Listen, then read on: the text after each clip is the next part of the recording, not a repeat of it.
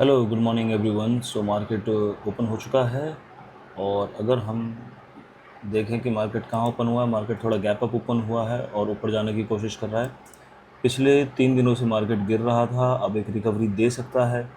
तो इसके बेसिस पे अगर हमें बाय साइड का ट्रेड लेना है तो हमें कहाँ लेना होगा, हम अपने कॉल के चार्ट को देखेंगे और पुट के चार्ट को देखेंगे कि उन दोनों में क्या चल रहा है। ये मार्केट ऊपर जाने की कोशिश कर रहा है, मैं कॉल और पुट दोनों लगा लेता हूँ, स्पॉट हटा देता हूँ।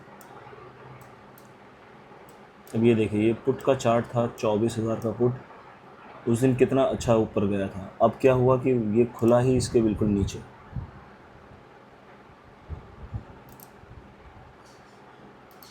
24,000 का पुट खुला ही बिल्कुल इस लेवल के नीचे, क्योंकि ये एक रजिस्टर, ये एक सपोर्ट की तरह काम करता है इसका। अब वो खुला ही इसके नीचे, तो क्या है कि अब ये नीचे चलता जा रहा है। क्या इसके अंदर अब फिर इसके बेसिस पे हम कॉल में एंट्री ले लें? नहीं, अभी नहीं लेंगे कॉल के अंदर एंट्री, हम थोड़ा सा वेट करेंगे, क्योंकि एक रिट्रेसमेंट तो ज़रूर देगा ये, और उसके बाद रुकने के बाद गिरेगा पुट। और तब तक शायद हमें ये बॉटम पे मिल जाए। ये प्रीवियस डे का लो है, हो सकता है ये हमें कॉल लो पे मिल जाए और फिर टारगेट अच्छा खासा मिल जाएगा। वेट करेंगे हम कि कहाँ ट्रेड बना सकते हैं। ओके, सो दोस्तों, हमने यहाँ पे कॉल उठाया अभी, और मेरा जो एसएल है वो यही रहने वाला है, बिकॉज़ थोड़ा सा चार्ट में लोज पे लोज लगे हैं, इस वजह से थोड़ा कॉन्फिडेंस कम है। बट मैं अपना जो टारगेट है, मैं अपना टारगेट ये रखने वाला हूँ। The first target would be this, because this is the first लो। सो पहला टारगेट ये रहेगा, अगर यहाँ तक आता तो अपन पोजीशन निकाल देंगे, अदरवाइज़ अब हम एसएल अपना यही लेके निकल लेंगे, विच इज़ 100 रुपीज़ के नीचे जो एसएल है वो लेके निकल लेंगे। ठीक है, देखते हैं क्या होता है।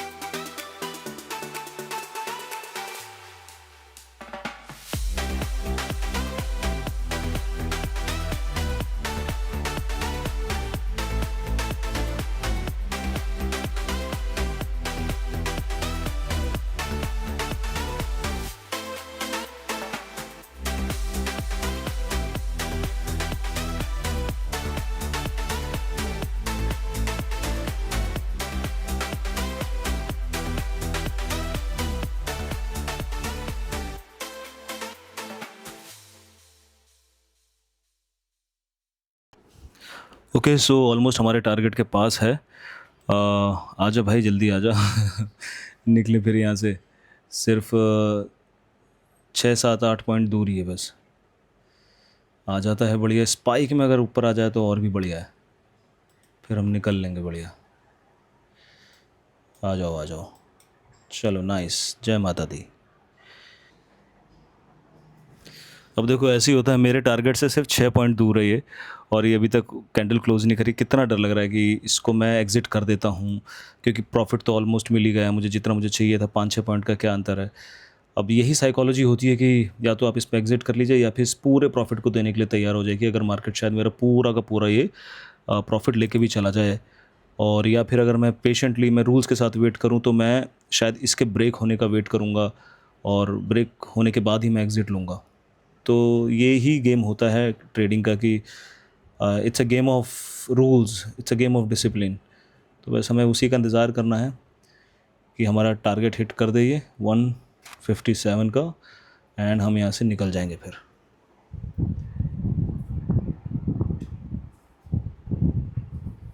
चलो 157 हिट कर दिया है दोस्तों, and we can easily take exit from here, because अब ज़्यादा हम इंतज़ार नहीं करेंगे।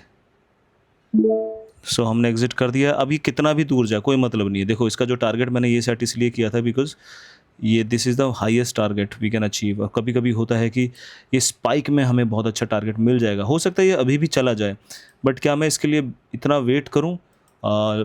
अगर मेरे अंदर और भी ज़्यादा डिसिप्लिन है और मैं मार्केट को बहुत ज़्यादा समझता हूँ तो शायद मैं वेट भी कर लूँ। और मुझे जहाँ तक लगता है ये टारगेट डेफिनेटली 189 का ज़रूर देगा अगर मैं वेट करूँ, और ज़्यादा नहीं, सिर्फ 5-6 3-4 कैंडल के अंदर ही दे देगा ये टारगेट अपना। अब देखो ऊपर जा रहा है, बट मुझे मेरा जो टारगेट था वो तो मिल गया ना गाइज।